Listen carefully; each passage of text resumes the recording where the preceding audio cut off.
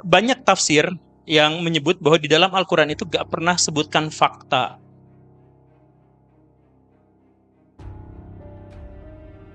Di dalam Al-Quran itu gak pernah disebut fakta. Misalkan tentang siapa yang disembelih oleh Nabi Ibrahim. Tidak disebutkan namanya di situ sebenarnya. Kapankah Nabi Adam turun ke bumi? Sebutkan tanggalnya.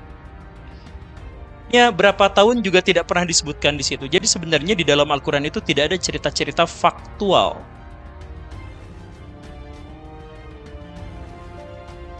Karena apa? Karena itu adalah pelajaran buat orang beriman. Jadi sebenarnya inti dari pembahasan cerita narasi-narasi di dalam Al-Quran itu tidak ada hubungannya dengan sejarah sebagai ilmu, bukan sejarah sebagai peristiwa, tetapi ada sejarah sebagai kisah dan seni sastra.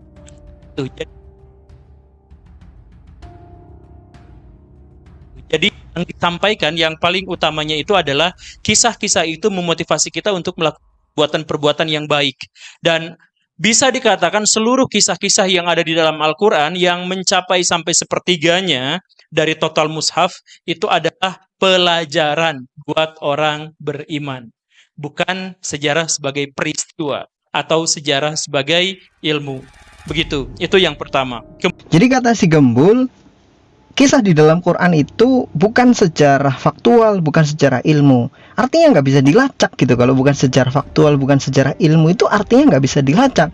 Padahal di dalam Quran Allah menyebutkan qad khalat min qablikum sunan fasiru fil ardi fanzuru kaifa kana aqibatul mukadzibin. Telah berlalu qad khalat min qablikum, sebelum kalian, sunanun, orang-orang terdahulu yang sudah mendapatkan sebab dan akibat mereka. Sunan itu bisa dikatakan sebagai hukum sebab akibat, karena hukum kepastian dari Allah Subhanahu wa taala berdasarkan sebab akibat mereka.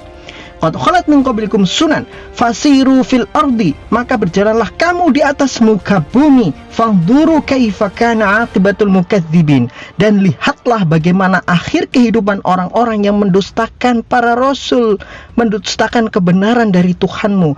Kita itu disuruh melihat, suruh berjalan, suruh mempelajari. Artinya orang-orang terdahulu itu faktual, ada, pernah dibuktikan kehidupannya, ada. Dan itu bisa kita dipelajari, dan itu bisa kita jadikan pelajaran. Gampangnya Fir'aun, contoh tuh, Fir'aun itu ada tuh, buminya itu, buminya di Mesir itu ada. Faktual nggak tuh Nabi Musa dengan Fir'aun? Faktual nggak? Bisa dibuktikan nggak? Bisa. Siapa yang bilang nggak bisa dibuktikan? Siapa yang nggak bisa dibilang faktual? Inilah anehnya apa yang disampaikan si Gembul. Jadi sebenarnya di dalam Al-Quran itu tidak ada cerita-cerita faktual. Sebenarnya di dalam Al-Quran itu tidak ada cerita-cerita faktual. Assalamualaikum warahmatullahi wabarakatuh. Apa kabar Kofizen semuanya? Semoga kita selalu dalam lindungan Allah Subhanahu wa taala. Semoga Allah selalu melindungi kita dari pikiran-pikiran kotor, juga pikiran-pikiran sesat. Juga memberikan perlindungan kepada kita untuk menggunakan akal tidak pada tempatnya, atau kita itu terasuki pikiran-pikiran yang tidak sesuai dengan Al-Quran dan Al-Hadis. Karena kenikmatan yang paling besar yang harus kita perhitungkan baik-baik dari Allah Subhanahu wa taala itu adalah pertama nikmat iman, nikmat kebenaran iman. Yang kedua adalah sehatut tasawur, sehatnya cara berpikir kita. Itu adalah bagian dari kenikmatan yang terbesar yang Allah Subhanahu wa taala berikan kepada kita. Jadi kalau akal kita sehat, akal kita waras, berpikir sesuai dengan alurnya para nabi, alur kewahyuan, maka kita hidup juga dalam keadaan muslim, sebenar-benar muslim. Nah, Kofizen semuanya, kembali kita coba mengkritisi video ceramahnya Pak Gembul alias si Gembul, yang memang betul-betul ngaco, ngawur, ngelantur, yang itu dia anggap sebagai ilmiah. Dia selalu mengatakan ilmiah, ilmiah, ilmiah. Tetapi apa yang disampaikan oleh si Gembul ini di dalam sebuah forum ini betul-betul tidak ilmiah.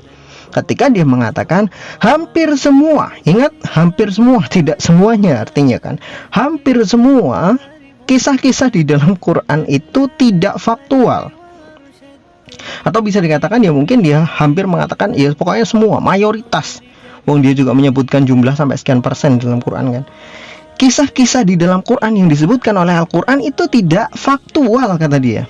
Ingat baik-baik, kita googling dulu apa itu arti faktual.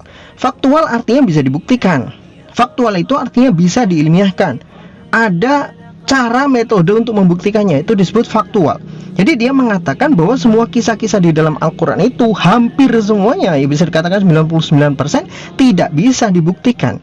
Karena lawan kata dari faktual itu ya fiksi, ya fiktif, bukan fiksi lagi, fiktif, bohong, penipu, kemudian mitos. Ini lawan kata itu. Lawan kata dari faktual itu ini nih. Jadi kalau dia mengatakan Al-Quran kisah-kisahnya tidak faktual, sama saja dia mengatakan bahwa Al-Quran itu kisahnya pembohong, penipu, fiktif, apalagi ini lawan katanya. Jadi ketika dia ngomong kisah-kisah di dalam Quran tidak faktual, maka konsekuensinya adalah lawan kata dari kata faktual adalah pembohong, fiksi, fiktif, tidak bisa dibuktikan, penipu. Bayangin loh, ngawur nggak tuh ngomong seperti itu? Jadi begini Kofizen semuanya, kalau berbicara seperti itu, kemudian videonya ini ditonton oleh banyak orang, ini yang sesat banyak. Orang Islam juga banyak sesat, kemudian orang-orang kafir semakin sesat, karena dia menganggap oh ternyata kisah dalam Quran itu mah nggak bisa dibuktikan, makin sesat kekafiran mereka. Coba kita cek komentar-komentarnya. Berapa banyak orang-orang kafir yang komentar di situ memuji, ingat memuji. Ini bahaya ini. Yang dipuji coba. Memuji, yang memuji ini siapa? Banyak orang kafir.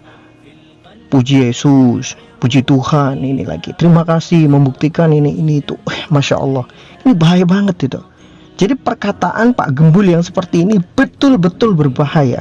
Kenapa? Karena ternyata justru omongannya Pak Gembul ini yang nggak bisa dipercaya. Yang tidak faktual adalah dia. Coba kita minta bantuan dari Google sendiri, dari AI. Yang mohon maaf ya, AI sendiri ya kadang-kadang agak error gitu. Tapi kita bisa memakai bantuan AI untuk mempersingkat pencarian kita. Kita contoh saja adalah apakah banjir Nuh, banjir yang terjadi di dalam kisah Nabi Nuh itu adalah ilmiah? Jawabannya apa? Ya, sebagian besar ilmiah. Sebagian besar bisa dibuktikan. Meskipun tidak semuanya bisa dibuktikan, tetapi ada pembuktian-pembuktiannya. Artinya ini faktual, ya. Meskipun 50-50, artinya kan banyak juga kisah-kisah mitosnya, tapi ada juga pembuktiannya, yang artinya kisahnya Nabi Nuh itu bisa dibuktikan. Kemudian coba kita minta AI untuk membahas nih, apakah kisah kaum Sodom itu adalah ilmiah? Apa jawaban AI? Jawaban AI adalah ilmiah.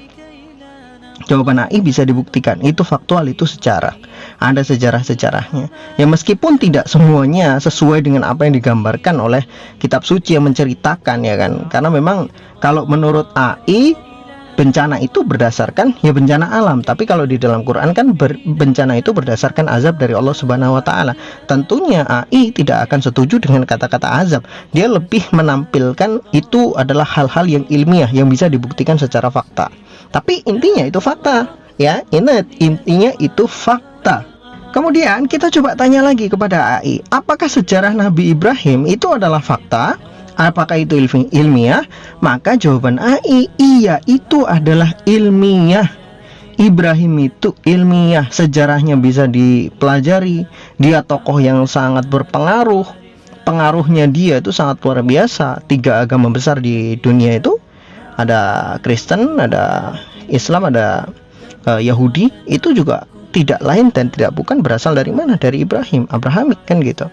Jadi artinya tokoh yang besar. Dia bukan tokoh yang tidak faktual, tapi dia tokoh faktual yang bisa dibuktikan keberadaannya.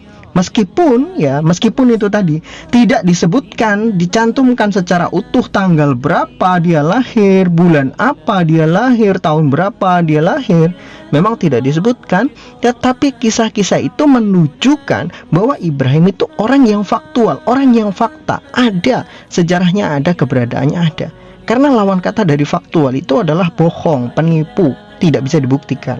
Itu ya, ingat itu. Kemudian selanjutnya coba kita minta pembuktian dari para ilmuwan. benarkah yang disembelih itu, yang dikorbankan itu Ismail atau Ishak? Maka dalam sebuah buku yang ditulis oleh seorang profesor ahli filologi, yaitu Profesor Menahem Ali, beliau menulis buku tentang Ismail yang dikorbankan. Dan itu bukan berdasarkan asumsi, bukan berdasarkan omon-omon saja, enggak, tapi berdasarkan data, fakta, yang juga manuskrip kuno mendukung masalah itu.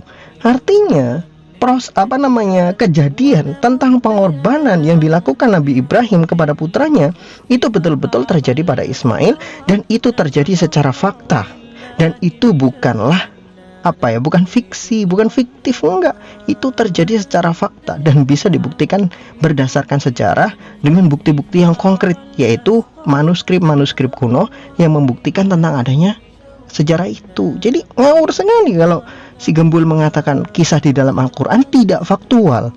Konsekuensi dia mengatakan tidak faktual itu adalah lawan kata dari faktual itu sendiri. Apa?